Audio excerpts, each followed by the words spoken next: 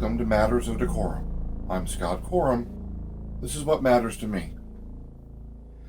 This is going to be a little bit more serious than some of my other posts, but it still relates to role-playing games.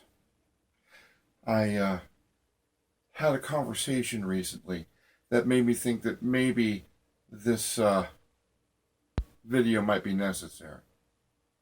I'm going to talk about role-playing games, but I'm going to talk about another subject at the same time. A subject near and dear to my heart that people constantly misunderstand. I'm going to be talking about hypnosis. Now, okay, there are already some negative connotations coming up in people's minds when I use the word hypnosis. Amongst the skill sets that I have acquired, I'm a competent storyteller, game designer. I've studied communications, English, religion, theology. But what some people might not realize is that I am also a master hypnotist. What does that mean? That means that I've trained under a number of people in how to hypnotize people and how to use hypnosis as a aid for therapy and for medical issues. I am a fully certified medical hypnotherapist as well. One of the things that every hypnotist has to do is educate people on what hypnosis is, what it does do, and what it doesn't do. And before I talk about the relationship of hypnosis to role-playing games, I need to dispel a couple of myths about hypnosis. Let's talk about what hypnosis isn't. Hypnosis isn't sleep. Even though it's named after the Greek god of sleep, Hypnos, being hypnotized is not being put to sleep. It's actually a state where one is acutely aware of what they're focusing on at the moment. You're more awake in some ways when you're under hypnosis than when you're not. Hypnosis is not mind control. Every time I inform someone that I am a hypnotist, I know what the next question out of their mouth is going to be. Can you make me cluck like a chicken? Every time. Never fails. To which the short answer is, yeah, so watch yourself. The longer answer is, if you want to cluck like a chicken, or if clucking like a chicken is necessary for your stress relief or your mental health, yeah, I can induce you to cluck like a chicken. Do you have any problems that we need to talk about? A person under hypnosis cannot be made to do something that they don't want to do. Even the act of being hypnotized requires consent on the part of the person who is undergoing the process. You have to want to do things for a hypnotist to get you to do those things. Then again, if you want to do them, a hypnotist can make things a lot easier. It's good for developing good habits and breaking bad ones.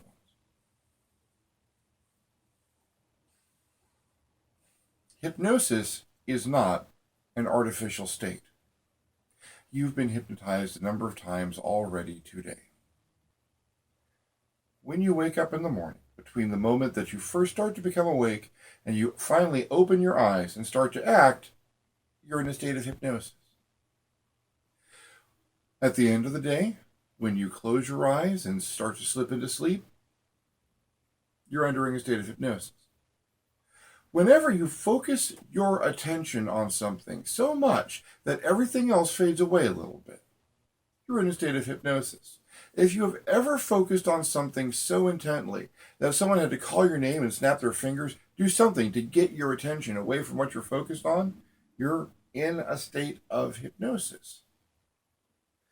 You are induced into a state of hypnosis when you stare up at a movie screen, or when you focus on a television, or even your computer screen. In a way, at the moment, you are inducing a state of hypnosis. You are focusing on one thing to the exclusion of other things. That's all it really is. When I deliberately hypnotize someone, I have to get their consent. I ask them if they want to be hypnotized, ask them if I have their permission to hypnotize them. And then, while under hypnosis, if I don't do exactly what we've already agreed on doing while they're under hypnosis, they'll come out of it.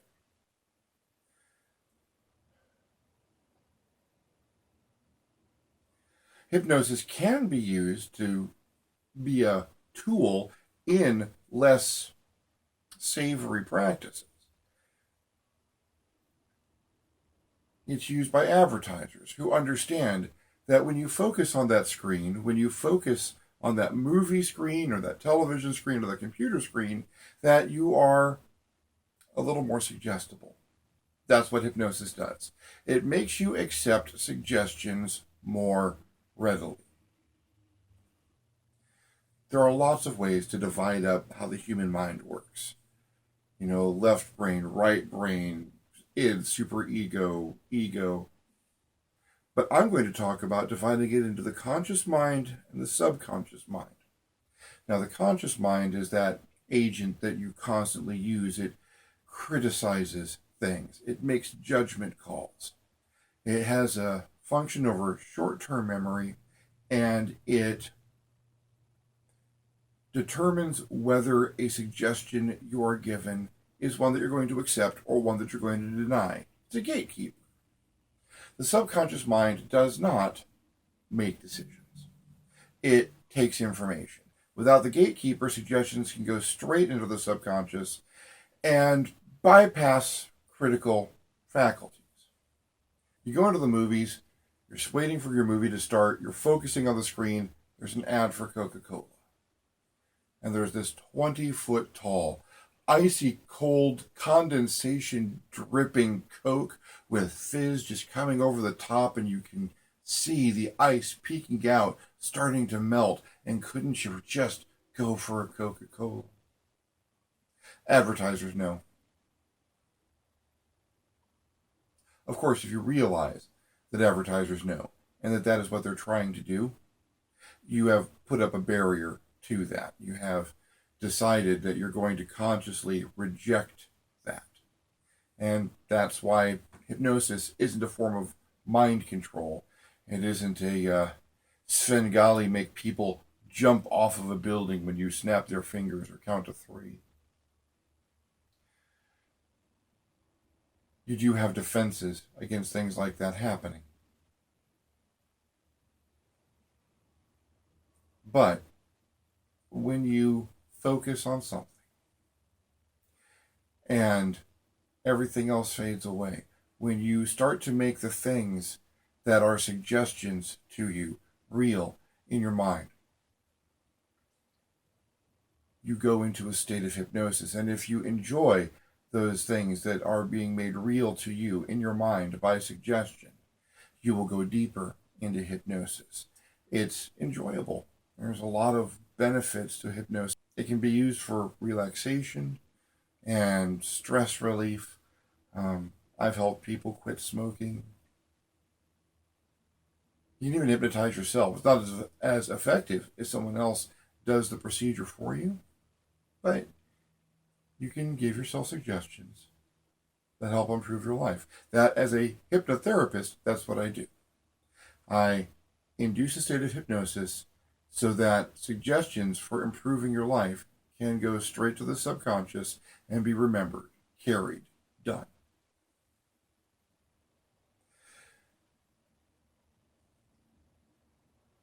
All kinds of people play role-playing games. And there are a lot of different reasons why people play role-playing games. They're fun. They're an imaginative exercise. You get to build the things that you want to build on paper or in books or in your mind, imagining things. You get to engage in these adventures that feel engaging to you. At the end of a good role-playing session, you're tired. You feel like you've been there, like you've done these things. And there's a reason for that. I don't know if this has been brought up before, really, but a dungeon master or a game master who is worth their salt, who is doing just what they're supposed to do, is hypnotizing the group that they are running the game for. They are verbally putting together a world. They are suggesting everything that their characters see and hear and smell. They are the entire world that these people are engaging in. The game master has the focus of the players, to the exclusion of other things. This makes the role-playing game experience deeper and richer. It's one of those reasons that you have these deep, felt, emotional commitments to the characters, and the game, and the situation, more so than if you go see it in a movie. But it's the same cause and effect of seeing things at a movie. That movie screen is hypnotizing you. That television screen is hypnotizing you. That book that you're reading is causing you to exclude everything else and suggesting these things, these images that you're going to have in your head. It's hypnosis. Game masters have a bit of a responsibility then. Like it or not, everyone has come to that table and agreed to listen to what the game master says and treat it as the same imaginary world. They have consented to this process. No one calls it hypnosis because not many people will think of it as no one is swinging a watch, no one is clucking like a chicken, no one is making you dance like a, well, not unless it's a much more interesting game than the ones I've played in. You don't think that's hypnosis. You're sitting down, you're listening to someone describe a world, you tell them what you do in response, you roll the dice to see if you're successful. But it is a partially hypnotic experience. People are at that table for a number of different reasons. Some people are there just to have fun. I'm going to play this game. I'm going to engage this. We're going to have a story at the end of it. It's going to be awesome. Some people are bringing baggage to that table. It's not a bad thing.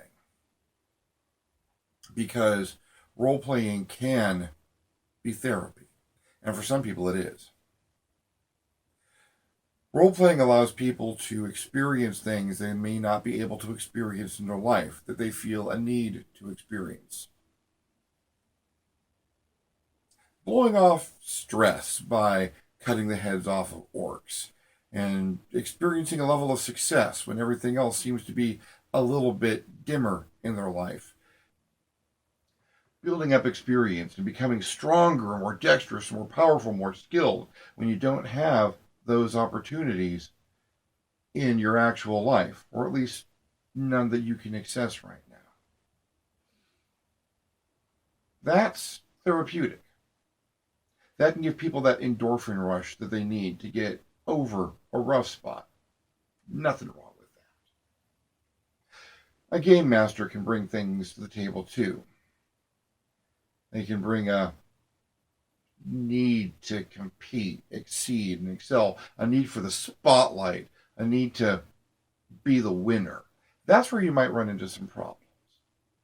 Because unless you have a very specialized group, that game master is going to run games that focus more on their needs and their very specific requirements for fulfilling what they're not getting in their lives than it is on the group having a set of stories to tell and a general feeling of success and well-being.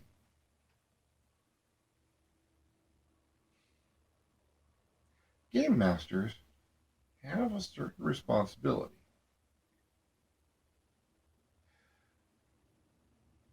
At the same time, there's not a lot of guides out there for how to use this responsibility. So I thought I would try and navigate a little bit of this. Maybe some suggestions. take this for what it's worth. I have 30 years of experience rolling dice and telling people whether their characters lived or not.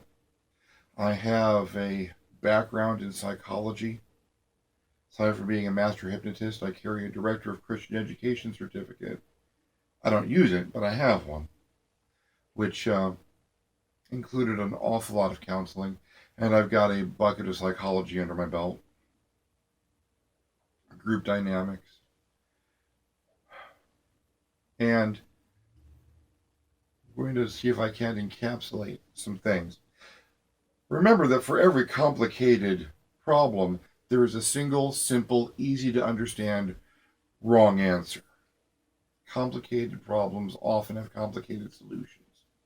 So I'm not going to offer this as this will solve all of your problems in your group, but I'm going to offer it up as a set of warning signs. Let's say, 1, the game master needs to take a little time self-examination before they sit down with that group. I'm not talking about navel staring for 2 hours or trying to discover what the color blue sounds like. I'm talking about having a cup of coffee or can of Coke, depending on your preferences, and taking a few minutes to see if you're okay. See if you're carrying anything that might get out at that table. You mad about something? Are you depressed? Are you feeling like everything is set against you? And maybe if you just lashed out a little bit, you could get better? If the answer to these questions is yes, you may want to postpone the game, ask someone else to run for a little while, or let the players know, I'm feeling a little punchy today. I might go as high as stabby. You guys might want to grab a little extra armor or get your saving throw dice ready, because I might let you have it. If you're not the kind of person who can do that kind of self-examination, ask someone. You have people who you game with. At least one of these people, if not most of them, should be someone you can talk to. Hey, can I have 5 minutes of your time? I'm feeling this. What do you think? Or have you noticed me getting angry a lot lately? Take care of yourself. Do a little self-maintenance. Make sure that you're at a good, stable spot before you grab everyone else's brain and point it at you. Having done that, role-playing is a social activity. You sit down in a group, and sometimes some groups will sit down and, okay, we're all here, good. Roll some dice. I want to kill something. But most of the groups that I have gotten to be with lately, and I'm very fortunate for this, take some time to socialize beforehand. How's it going? What's going on? How are you doing? Anything new happening? Take that time. You want to take that time and you want to listen. Because if someone is having an issue, they're going to bring it into the game with them. A lot of people try not to. A lot of people can, in fact, segment themselves from their character. I had a crappy day, but I just want to enjoy this game, so I'm just going to play the character straight and the way that we did. And those people are wonderful to know. Get to know that person. Because that right there, that's a stable person. If you see someone in your group, however, who is not that stable, who is having a bad day, bad week, bad month, bad year, bad life,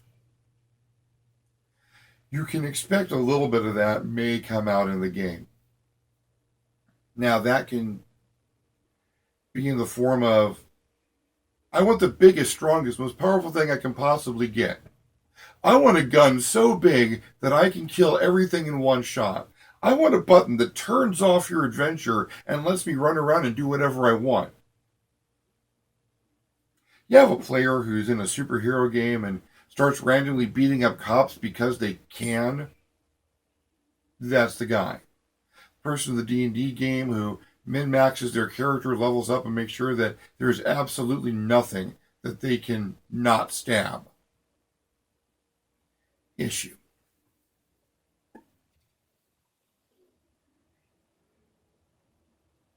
And sometimes players bringing baggage to games can be a difficulty for that game. Your power gamers and min-maxers, they're not necessarily bringing issues to games. But if you can match up that social time with events in the game, he's having a really bad week, and his character is punching orphans and punting puppies through goalposts. Something might be wrong here. If it's an issue in the game, if it's detracting from the whole group's enjoyment because you've got a responsibility for everyone at the table, take that person aside. And not with a, hey, quit it. Because that's not going to do anyone any good. Take that person aside and ask them, what's wrong? I know we don't get involved in each other's lives that much, but is there something bothering you? Is there something I'm doing, or is there something that is happening? Because I'm noticing you acting out in the game, and I'm just wondering, is there something that you need to talk about? Because we could talk about it. Maybe you're not the touchy-feely type, and maybe you don't think that it's your responsibility to let people vent at you or give them the opportunity to talk about their problems. You're a game master. You may not have a feeling of that responsibility, but you're in a position where you can do a lot of harm or a lot of good. You're in a position to make a difference in that person's life. You're in a position to make the difference between them going on about having an absolutely terrible day and discovering that killing fictional orcs isn't taking the edge off of whatever their problem is, and them understanding that someone cares and is willing to take the time to listen. That's a personal choice. You don't have to. There's no requirement that you be the person who sees that they can smooth out conflicts between players by asking them politely out of game if there's something that they need to talk about. Or to just give someone a 5-10 minute, hey, is everything okay? Is there anything that we can do? Obviously, it's a decision that I've made. That's the style that I use. But that's me. And it does take time away from the sheer role-playing experience. It makes everyone else occasionally wait for someone to be talked to or dealt with. But it pays off in the end.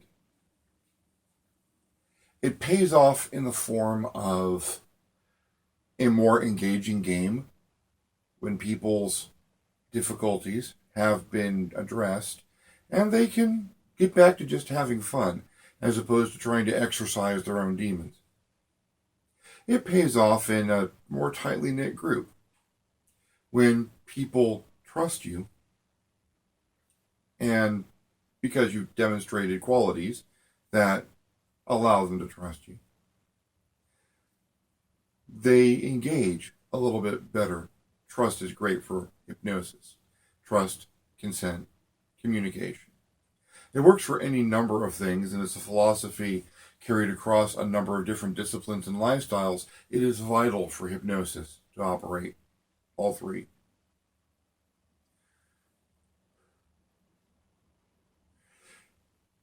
It pays off in that at the end of the day, you know you did something to help someone.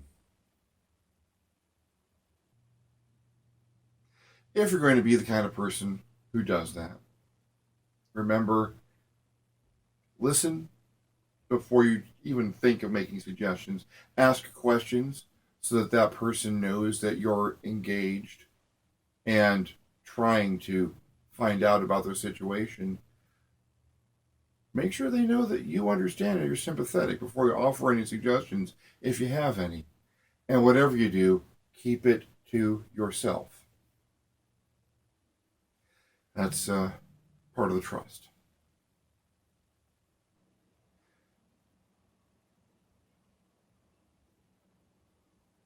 A game master who keeps himself aware of the fact that they are keeping people engaged, that they are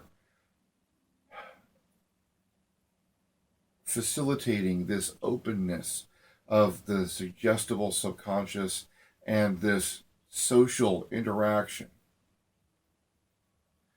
A game master who remains aware that people may be bringing issues into the game and that they are people too, are in a wonderful position to run a better game, to keep a tighter group, and in many ways to do some good. I always think that if you have a chance to do some good, you should try to. It's my philosophy.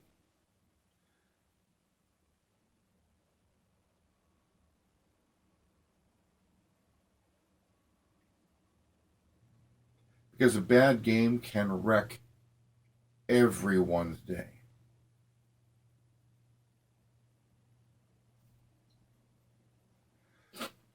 That was a little esoteric.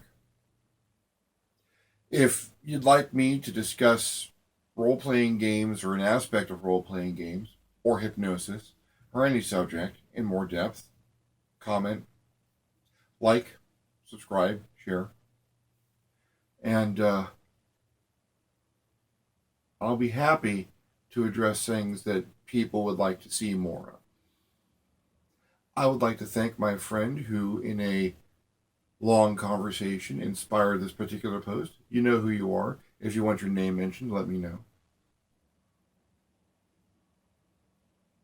In the meantime, I'm Scott Corum. This is what matters to me, and I'll see you next time on the next Matters of DeCorum. Hey everyone, Scott Corum here, and I do not know which hat to use, so I will use none. Again, I have a Patreon account. If you enjoyed this video and would like to see me continue to produce them, or my role-playing products, have a hit up at www.patreon.com/Scott Corum and consider being a Patreon. Every little bit helps me to continue to produce this material and hopefully some more extensive stuff in the future. So, thank you for watching, and please consider supporting.